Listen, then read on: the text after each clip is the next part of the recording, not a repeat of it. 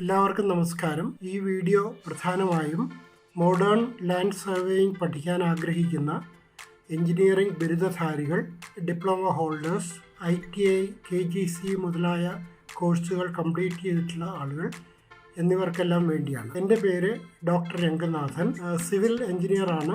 കഴിഞ്ഞ 30 വർഷത്തിലധികമായി പല ഗൾഫ് രാജ്യങ്ങളിലായി ജോലി നോക്കിയിട്ടുണ്ട്. Surveyor, chief surveyor, survey manager, card and survey department head എന്നീ തസ്തികകളിലൊക്കെ വർക്ക് ചെയ്ത് ഇപ്പോൾ നാട്ടിൽ സ്ഥിരമായി സെറ്റിലായിരിക്കും. എൻ്റെ കൂടെ ഖത്തറിൽ ചില പ്രോജക്റ്റുകളിൽ ഭാഗമായിട്ടുള്ള 2-3 ചെറുപ്പക്കാർ ചേർന്ന് കോഴിക്കോട്ട് സെയ്ത്ന ഗ്രൂപ്പ് ഓഫ് ഇൻസ്റ്റിറ്റ്യൂഷൻസിന്റെ അണ്ടറിൽ ലാൻഡ് സർവേ കോഴ്സുകൾ തുടങ്ങിയതായി നേരത്തെ തന്നെ അറിയാൻ കഴിഞ്ഞിരുന്നു. നാട്ടിൽ സ്ഥിരതാമസമാക്കിയതിനു ശേഷം ഞാൻ അവരോട് അവരുടെ പഠന രീതികളൊക്കെ ഒന്ന് മനസ്സിലാക്കുന്നതിന് വേണ്ടിയും അവിടെയുള്ള മറ്റ് സൗകര്യങ്ങളൊക്കെ ഒന്ന് നേരിൽ കാണുന്നതിനും വേണ്ടി ഞാൻ അവരെ എനിക്കവിടെ വരാൻ താല്പര്യമുണ്ടെന്ന് അറിയിക്കുകയും അവർ അതിനുള്ള അവസരം ഉണ്ടാക്കി തരികയും ചെയ്തു. പഴയ കാലത്ത് chain, cross staff, compass, plane table, tape എന്നിവയൊക്കെ ഉപയോഗിച്ചായിരുന്നു നമ്മൾ സർവേ ചെയ്തിരുന്നത്. അതിനുശേഷം തിയോഡലൈറ്റുകൾ കണ്ടുപിടിച്ചതോടുകൂടി ആംഗിൾ മെഷർമെന്റ് വളരെ ഈസിയായി വരികയും തിയോഡലൈറ്റും ടേപ്പും ഉപയോഗിച്ച് റേഡിയൽ മെഷർമെന്റുകളും ആംഗിളും അളന്ന് പോയിന്റുകൾ മാർക്ക് ചെയ്യുന്ന ഒരു രീതിയായി മാറി. അതോടൊപ്പം തന്നെ തിയോഡലൈറ്റ് ഉപയോഗിച്ചുള്ള ട്രയാങ്കുലേഷൻ മെത്തേഡ് വളരെ ആക്യുറേറ്റ് ആയി സ്റ്റേഷനുകൾ എസ്റ്റാബ്ലിഷ് ചെയ്യാനും പോയിന്റ് ലൊക്കേറ്റ് ചെയ്യാനും ഉള്ള ഒരു മെത്തേഡായി മാറി. അതിനുശേഷമാണ് ഇലക്ട്രോണിക് ടോട്ടൽ സ്റ്റേഷനുകൾ പ്രചാരത്തിലെത്തിയത്. അതോടുകൂടി സർവേ എന്ന ജോബ് ആർക്ക് വേണമെങ്കിലും ചെയ്യാവുന്ന ഒരു ജോബായി മാറി. അതിന് പ്രത്യേകിച്ച് വിദ്യാഭ്യാസ യോഗ്യതയോ ഒന്നും ആവശ്യമില്ലാത്ത ഒരു രീതിയിലേക്ക് അത് എത്തപ്പെട്ടു. ഇൻസ്ട്രുമെന്റ് ഓപ്പറേറ്റ് ചെയ്യാൻ ആവശ്യമില്ലാത്ത റോബോട്ടിക് ടോട്ടൽ സ്റ്റേഷൻ, സ്കാനർ എന്നിവയൊക്കെ പ്രചാരത്തിലായി. എന്നാൽ ഇപ്പോൾ ലോകത്തിൽ ഏറ്റവും പ്രചാരത്തിലുള്ളത് സാറ്റലൈറ്റ് ടെക്നോളജി ഉപയോഗപ്പെടുത്തിക്കൊണ്ടുള്ള സർവേയിങ് രീതികളാണ്. 1980കളിൽ അമേരിക്കൻ മിലിറ്ററിയുടെ ഉടമസ്ഥതയിലുണ്ടായിരുന്ന global positioning system satellites, GPS സാറ്റലൈറ്റുകൾ ലോകത്തിനായി തുറന്നു കൊടുക്കുകയുണ്ടായി.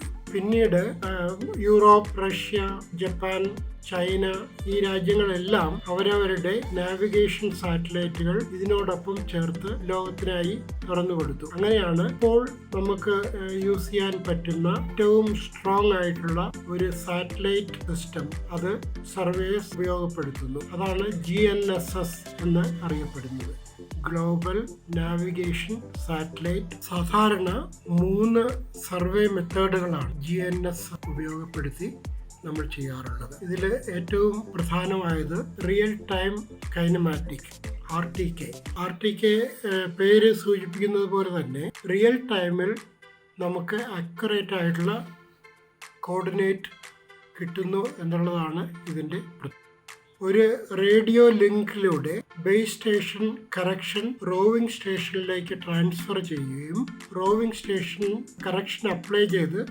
റിയൽ ടൈമിൽ തന്നെ നമുക്ക് അക്യുറേറ്റ് ആയിട്ടുള്ള കോർഡിനേറ്റ് റോവിംഗ് സ്റ്റേഷൻ കൺട്രോളറിൽ റീഡ് ചെയ്യാൻ പറ്റുകയും റെക്കോർഡ് ചെയ്യാൻ പറ്റുകയും ചെയ്യുന്നു എന്നുള്ളതാണ് ഇതിൻ്റെ പ്രത്യേകത. രണ്ടാമത്തെ മെത്തേഡ് പോസ്റ്റ് പ്രോസസ്ഡ് കൈനമാറ്റിക് എന്ന് പറഞ്ഞാൽ റേഡിയോ ലിങ്ക് അവൈലബിൾ അല്ലാത്ത സമയം, അല്ലെങ്കിൽ അത് ഉപയോഗിക്കാൻ പറ്റാത്ത ചില സാഹചര്യങ്ങളുണ്ട്.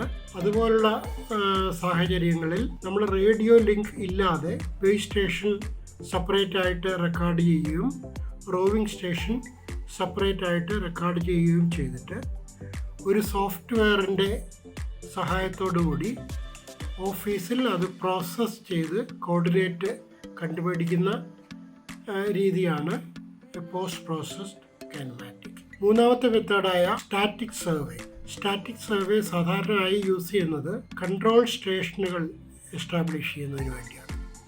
കിലോമീറ്ററുകൾ അകലെയുള്ള സർവേ സ്റ്റേഷനുകൾ തമ്മിൽ ക്രോസ് ചെക്ക് ചെയ്യാനും പുതിയ സ്റ്റേഷനുകൾ എസ്റ്റാബ്ലിഷ് ചെയ്യാനും ഈ മെത്തേഡ് ഉപയോഗിക്കുന്നു.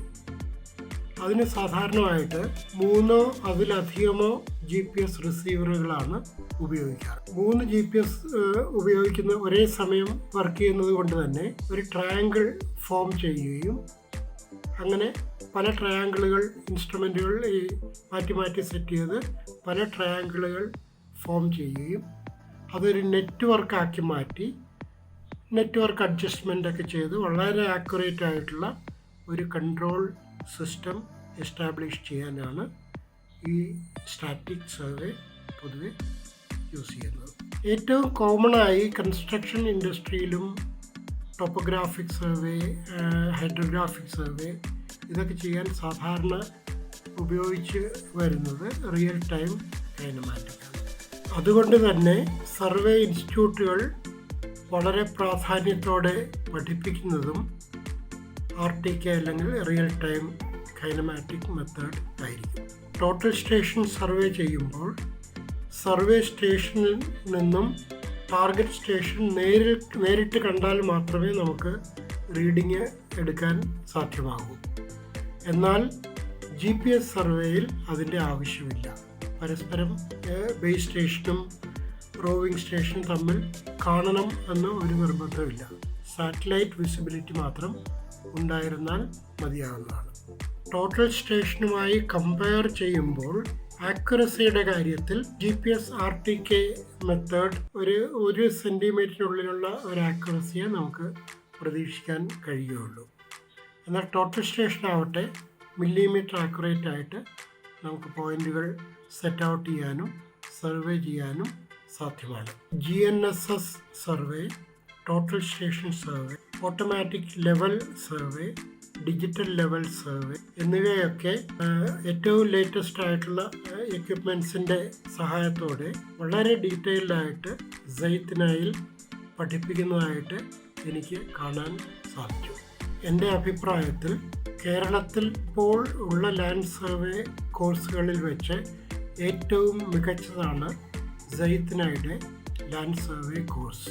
ഗൾഫ് രാജ്യങ്ങളിലേക്കും മറ്റ് വിദേശ രാജ്യങ്ങളിലേക്കും ജോലിക്ക് പോകാൻ ആഗ്രഹിക്കുന്ന ആളുകൾക്ക് ഒരു മുതൽക്കൂട്ടാണ് സൈത്തിനായുടെ ഈ സർവേ കോഴ്സ്. എല്ലാവർക്കും നന്മകൾ നേരുന്നു.